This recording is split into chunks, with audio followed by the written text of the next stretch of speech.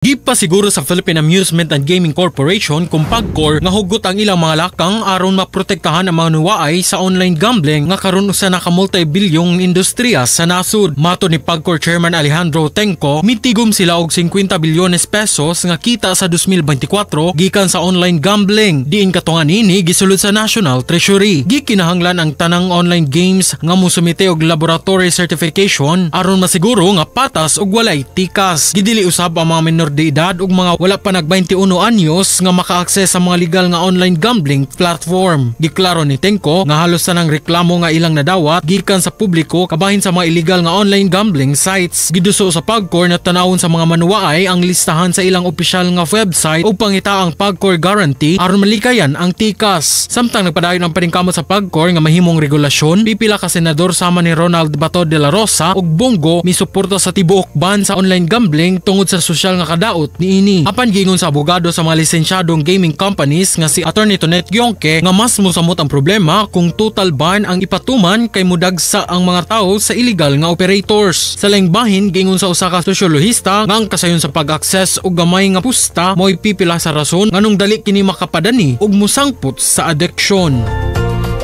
Kini si Idol Kenny sa 93.9 IFM di kapugan sa pagatuo sa mga nagunang balita. Tatak IFM Balita.